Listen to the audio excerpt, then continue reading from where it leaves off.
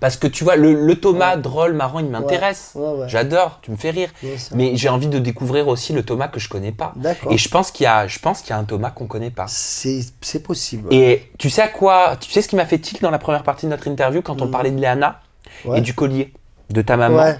Ah ouais? Oui. J'ai vu quelque chose dans tes yeux quand tu as parlé du collier de ta maman. Je sais pas ce qui s'est passé, tu peux le prouver, tu peux le dire. Je connais rien de ta vie. Hein. Je te pose des questions par rapport à ce que j'ai observé. D'accord. J'ai vu quelque chose dans tes yeux et je sais pas le lien que tu as pu avoir, mais j'ai l'impression que tu as été élevé par ta maman et ta sœur, c'est ça? Oui, mon père aussi est là, attention, mais c'est ma maman qui a tout fait. Ma mère qui a tout fait pour moi. Quel lien tu as avec ta maman? Ma mère, comment te dire, c'est tout. Tu vois, pour moi, si ma maman elle va pas bien, je vais pas bien, tu vois. Et j'ai besoin d'être proche d'elle, tu vois. Notamment, je l'appelle tout le temps, je l'appelle tous les jours. C'est pour ça que quand je pars en aventure, c'est très dur pour moi parce que je suis loin d'elle. Mais je m'efforce toujours de savoir qu'elle va bien et que quelqu'un est là pour elle. Qu'est-ce qu'elle pense de ton parcours? Quel recul elle a sur tout ce que tu as fait ces dernières années? Tu sais, ma mère, depuis que j'ai eu 19 ans, je suis à un gros point d'interrogation pour elle. C'est-à-dire que quand elle me dit mon fils, elle me dit tant que tu es content, je suis contente. Seulement, tu es toujours là où je t'attends le moins. C'est-à-dire que moi, j'ai une vie d'athlète de haut niveau, de boxeur pendant 10 ans.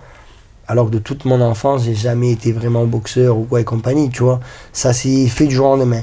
Un jour, je me suis réveillé, je me suis dit, j'ai envie. Tu vois, j'ai envie d'aller à la guerre, tu vois. Pour moi, la vie, c'est ça, tu vois. La vie, c'est un peu la jungle dans la vie de tous les jours, tu vois.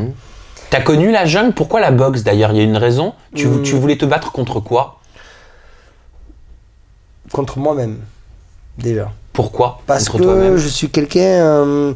j'ai pas toujours été comme ça, tu vois. Par exemple, dans mon enfance et dans mon adolescence, j'étais quelqu'un de très introverti, très timide, de faible constitution. Je dis pas que je suis une Alors ça, j'ai du mal à te croire. Hein. Parce que maintenant que je te vois comme ça, je me dis, mais attends, toi timide? Ouais, c'est vrai, hein.